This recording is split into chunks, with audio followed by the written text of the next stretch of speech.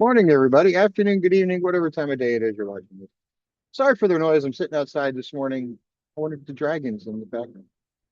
But this time of day, this time of year in Texas, if you don't sit outside early, you don't sit outside. I wanted to talk about gaming this morning, and more importantly, not gaming as how much I enjoy it. Gaming is in the business side of gaming because I see a lot of stuff online about, oh, they should do this, they should do that. That company sucks. This company's great. Whatever. Okay.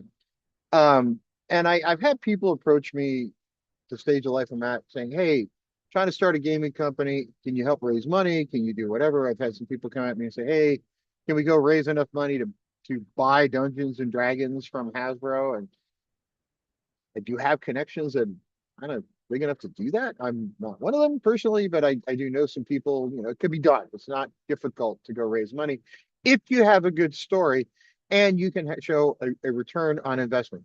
That's the key, an ROI. ROI matters when you're talking about starting a business. Let's talk about the business of gaming. And I'm going to use Dungeons and Dragons as a version of that because Dungeons and Dragons came out of um, wargaming and came out mostly. Yeah, there was this company before them called Avalon Hill. Avalon Hill made these sort of board games that you could lay out and fight out World War II, the Revolutionary War. They had one called Third Reich. They had 1776. They had Blitzkrieg. They had a bunch of them that you could actually sit there and sort of strategize out and play out a war game on a map. And they were fun. I've played them. I've got a couple of them. I may play one over the weekend and do some pictures of it just for fun. And then along comes Gary Gygax and Dave Arneson and Dungeons and Dragons. And it kind of came out of that world and into more. Now you've got the fantasy, you've got this sort of imagination, this sort of now I'm not just playing strategy, not just playing strategies, I'm actually playing the characters. So it's more immersive. And I've seen people kind of critical of Hasbro and critical of Wizards of the Coast about, oh, they should do this with D&D. They should do more of this and less of that. Blah, blah, blah. Let's talk about that for a minute. From the business side of an RPG, there's only so many copies of a game you're going to sell because there's only so many people that are going to play an RPG. Um, that means there's a limited amount of money you can put into the development of that product. That's going to become key throughout this entire conversation because it takes a lot of money to develop something with fantastic graphics and a good storyline and well put together and interior art, exterior art, all that kind of layout, printing, all of that's expensive. And unless you want to spend a couple $100 a book, it gets to the point where you have to sell a lot of copies to make back your initial investment. So what do I mean by that? So let's say it costs you $20 million to put a book together, 10 million, whatever the number is. Pick a number, it doesn't matter what it is. Call it $1 million to put a book together. And you sell it for $49.95 retail, which is with the Player's Handbook and Dungeon Master Guide and Master Manual set. You're going to sell it for $25 to the retailers, something like that, right? So you're selling it to them for $25. So that means after you print it, after you pay for the ink, the binding, everything, you're selling it for $25. So that means your profit, your company, Wizards of the Coast Hasbro, profit on that is couple of bucks. It's not great. Then you got to ship it to the retailer. He's got to sell it. He's got to put it on a shelf, wait for somebody to come in and buy it. Takes a lot of time. You got to warehouse them over at Amazon, whatever the case is. You've got to there's some time in there. So you got to sell a lot of copies at $5-10 profit a piece to make back your $1 million. There you go. Now, what happens when gamers are split between 20 different types of RPGs? Well, that limits the number of things you can do, or you have to increase your price. So it's a risky venture. It gets into a lot of, are we actually going to make our initial investment back even without having to go into supplements? So that's why Dungeons and Dragons has add-on adventures. Now, here's the problem with an RPG world, especially D&D, AD&D, any of the add-ons, indie stuff. I love all you guys. But here's sort of the problem, and I think a lot of people who try to start these companies will get this. Realistically, to play, all I need is this and this. And I can play for a very long time with just what came in the basic box. These are fine. They're old, as you can tell, because I'm old. And $20, right? 24.95 or whatever the current basic box sells for. And you can be off and running and playing for months, years, a decade, because you can create your own adventures, you can build your own maps, you can come up with your own dungeon, you can do all that stuff using your imagination, which the game encourages. So as a company, it's really hard to look at that and go, how do I go spend what it takes to develop what gamers want and then kind of make that money back? It's difficult to do. Where is it easier? And this is why Hasbro and Wizards of the Coast love this game. It's a whole lot easier right here to play. And by the way, with Dungeons and Dragons, really only the dungeon master has to buy the book, so 5, 6 people could play for years on one purchase. Everybody has to buy these guys. Everybody who plays has to go off and acquire Magic the Gathering. They come cards. They come up with better cards, new cards to beat the guy with the other deck. You got to go buy more cards. They're not expensive, but they can get expensive after you buy hundreds of them. But that's why Magic the Gathering from the company side gets a lot more attention than Dungeons and Dragons. It's because that's where the money is. Wizards of the Coast doesn't really break out in their quarterly reports, which is really Hasbro, but Hasbro doesn't really break out Dungeons and Dragons by itself as a product line. It breaks out Wizards, but Wizards is Magic the Gathering and Dungeons and Dragons. But back of the envelope, what I can find online and what I can find from different sales reporting, Magic the Gathering revenue wise is 10x what Dungeons and Dragons is just on the revenue side. On the gross margin side, as in how much profit dollar per package they sell, Magic the Gathering is higher. So their profit margin is higher, their revenue is higher. Guess where they're going to focus? Right here. Here's the problem with Hasbro and Wizards of the Coast and Dungeons and Dragons in particular, is it's such a strong brand, the name is worth more than the business. Now, buying the name is just kind of silly because you're buying a name that you're never going to recoup the cost on. It's an asset that's not recurring revenue. So as an investor, you look at it and go, is it really worth buying? Because it's expensive and you're not going to make much. You can own it and that's cool, but that's really, kind of limited.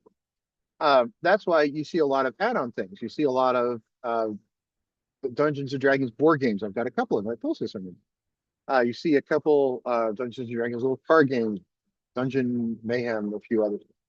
You see dice, you see all kinds of ancillary add-on stuff to get you to buy them because that's where the money is.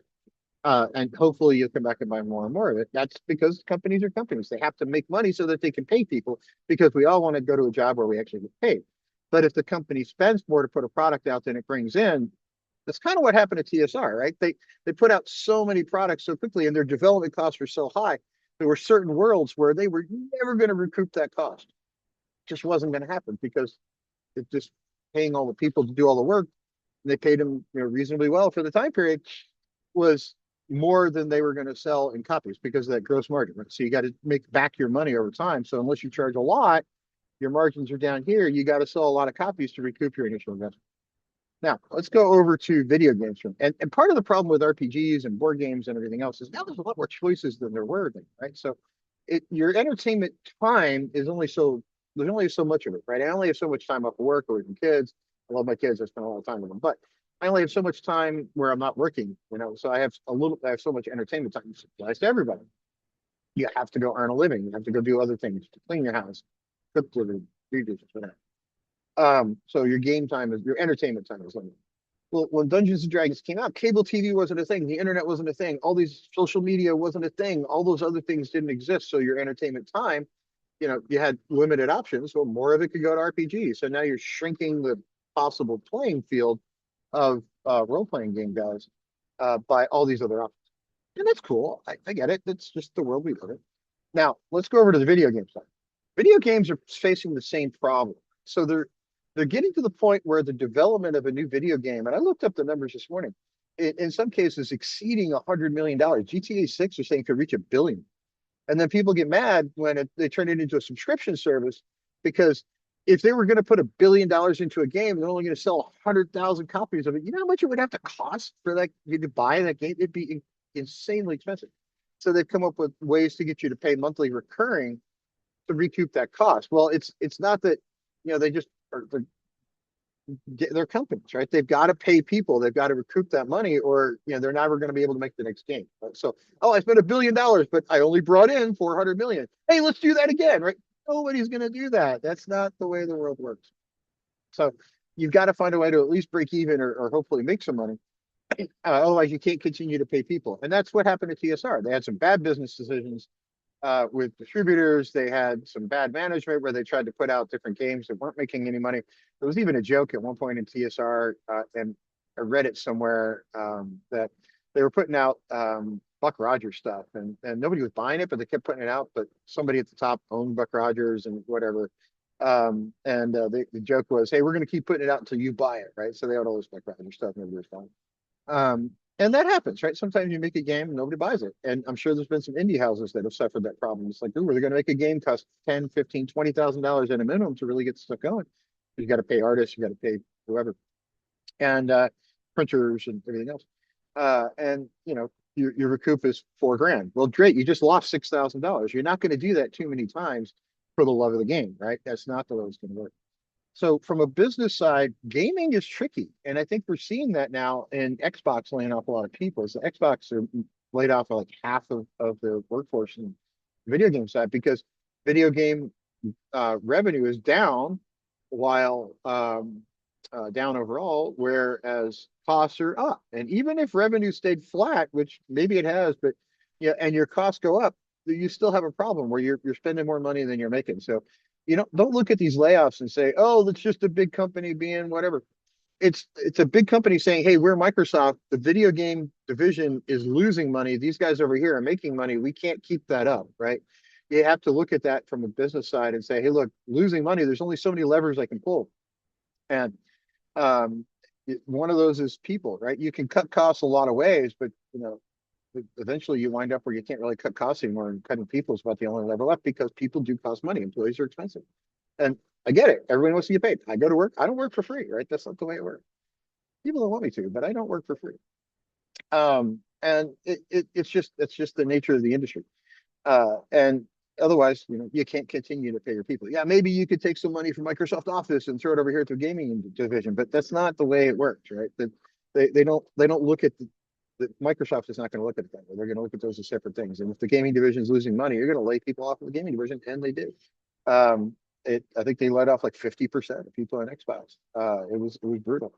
But part of it is because gamers, we want a certain quality, and that certain quality costs money. And if we're not willing to pay up here, and we're only willing to pay down here, but we demand this, but we're only willing to pay this, something's got to give. Is it corporate greed? Is it us being too demanding? Is it employees who actually want to get paid? It's an important thing. Is it artists who actually want to get paid? That's an important thing. You've got to, there's only so many different directions you can go. And with the number of entertainment options we have, there's only so many people who are going to buy it. So when you go into these industries and look around, as a gamer, I want the gaming industry to flourish. I want there to be a ton of options. I want there to be a lot out there, so that I can choose. Problem is, not a lot of people are going to buy them all. We're only going to buy a few. Think about it. Let me know what you think in the comments. I'm sure somebody's going to yell at me because I didn't say Wizards of the Coast is evil. Wizards of the Coast is not evil. Wizards of the Coast is behaving like a company, which is what you have to do if you want to continue to put out a product. So would I run Wizards of the Coast differently? I'm sure I would. But the thing they're trying to do, and this is very important for everybody to understand, is they're trying to expand the audience so they can sell more books. Guys like me, yeah, I'm going to go off and buy books, but I'm not going to buy all of them. And I'm not new, right? You've already got me. You need to expand that audience because some people stop playing over time. You need new people. And I don't necessarily have to because I've probably got a lifetime supply of RPGs I could play at home right now. And if I stop buying them, great. They need to expand that audience and continuing to put out the original Dungeon Master's Guide and the original Monster Manual just over and over and over again. It's not going to expand that audience. They got to bring in new people. Even TSR looked at how to bring in like 8-year-olds into the game.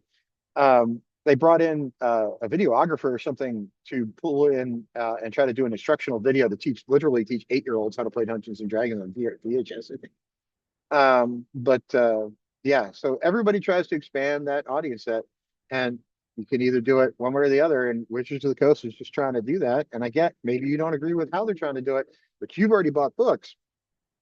So, they've got to bring in new people to buy the new ones. Just the way the business world works. If you're not expanding, you're dying because you will eventually shrink because you're going to have some natural attrition of customers. So you got to expand. The way life is. Talk to everybody soon.